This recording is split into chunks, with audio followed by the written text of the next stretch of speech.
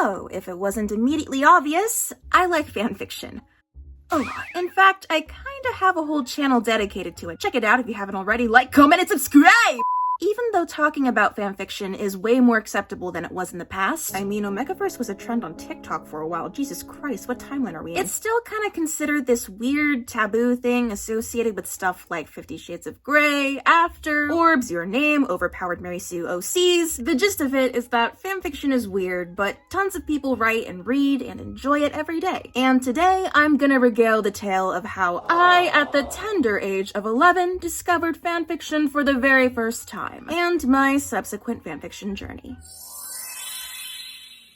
Let me preface this with the fact that I've always been a fangirl. Dare I say, it was in my blood to become one. My mom is a huge fan of Star Wars, superheroes, and musicals, so I probably was absorbing it through osmosis in the womb. And as I grew up, I was enamored by animation, like Disney movies and non-Disney movies, as well as shows like Justice League, Batman the Brave and the Bold, Powerpuff Girls, Totally Spies, etc. I remember writing stories about the characters in my head and doodling little picture books of them, bringing McDonald's action figures to class for show and tell, much to the chagrin of my teachers at the time. So, by the time I was in 6th grade, I was a big heckin' nerd. It was 2008. Avatar: The Last Airbender was my everything. But it was the fan pairing Zutara that shook me to my little preteen core. Katang shippers, don't come for me, please. I'm not ready to relive the great Avatar: The Last Airbender shipping wars. I was Googling Avatar: The Last Airbender when I came across a little site called DeviantArt for the first time. Keep in mind that in 2008, the internet was not at all how it is today. The most I did online, outside of like Webkins, BarbieandBrats.com, and Club Penguin, was watch Potter Puppet Pals or Ryan Higa. I realized there was a whole world of websites that existed for fans like me to discuss shows and share their creations, and the pairings and ideas I had in my head weren't just mine alone. Other people had their own ideas and were making stuff for it? I was admiring this new plethora of fan art, forums, fan sites, and then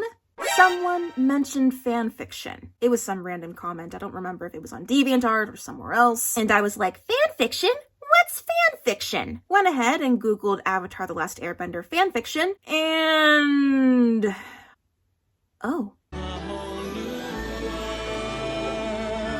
Wait. People write stories for TV shows and books and movies. Stories about things that could have happened, or taking the reins themselves and continuing the story after the source material is finished. Other fans write all this for characters I love, for pairings I love.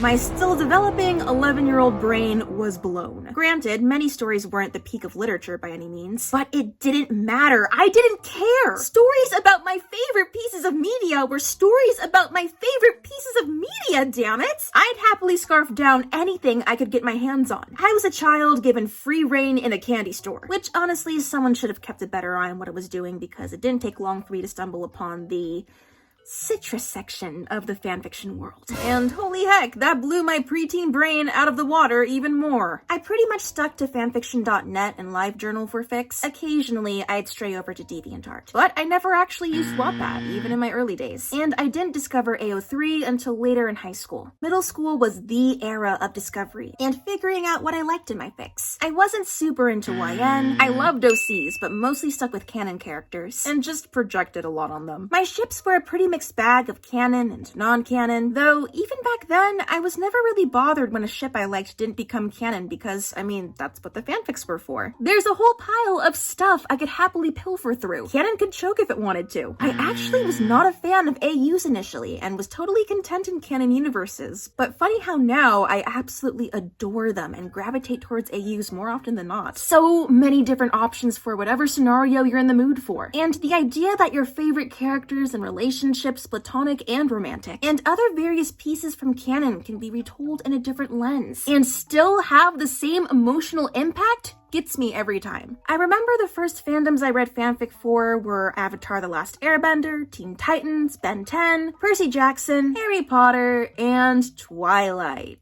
When I started getting into anime in 8th grade, Yu-Gi-Oh! And Naruto were my gateway drugs. That was when I discovered gay fanfiction. Like, I was exposed to Drary and Jakeward and Starray, don't get me wrong, but it never really registered as something I could actually read when I was just browsing. It was simply something that existed and would pop up from time to time. But one day, while scrolling through the Yu-Gi-Oh section of fanfiction.net, I guess the curiosity got the best of me, and oh, people are shipping guys with guys and girls with girls?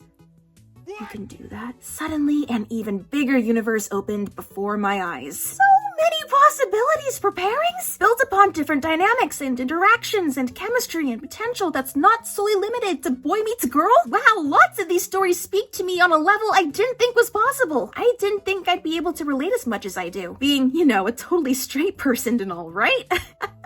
Right? I'm like 90% sure the first gay fanfic I ever read out of sheer curiosity, and after arguing with myself for eons, was a Bakura x Yami Bakura fic when I was like 13. I know, in 13-year-old me's defense, I think I was just so shook that the pairing itself existed in the first place. It's like, they share a body, don't they? How would it even work? That I clicked on it and promptly sent myself to the Shadow Realm. But hey, that opened the door for me, so thank you, random tender shipping fanfic I stumbled upon in the 8th grade. Moving on! Why do I love fanfiction? Well, it's simple and schmaltzy, but it's true. Fanfic is born out of love. Well, sometimes frustration and sadness and lust, but mostly love. The love people have for a piece of media that's brought joy into their life. So much joy, in fact, that they had to do something with it. With a heap of creativity, elbow grease, and maybe a handful of late nights hunched over a keyboard, you got a brand new story built upon the structural bones of another. Writers come from all over, from all sorts of backgrounds. You've got lawyers, university students, parents, high school students, published authors, kids still getting the hang of the whole writing thing, nurses, teachers, etc. All these people are dedicating time to writing worlds of stories with no limits beyond what their imagination is capable of. And the cherry on top is that it's all free. It's unbelievable, and I can't help but feel so fortunate that I'm blessed with so many stories I get to enjoy at my leisure. AO3's open most days for at least an hour before I go to bed with my never-ending and ever-growing collection of tabs and bookmarks. I genuinely cannot see myself ever getting bored of it, and it's something that will keep making me happy for a long time. You know, come to think of it, my love of fanfic may very well be genetic. My mom actually used to read Star Wars fanfic at work back in the day. Maybe I should make a video about that too. Thank you so much for watching, guys. I hope you enjoyed the 2D animatic storytelling type of video I'm trying out. The art for this video was done by my amazing friend Vic. You can find her at InCaseYouArt and at Vic Batinsky. If you like this sort of video format, I have a ton of ideas, so let me know if you're down. And tell me in the comments, how did you discover fanfiction? I'm quite curious about the age range and the guilty fandoms that often push people down the rabbit hole. Thanks again for watching, guys, and I'll see you in my next video. Bye!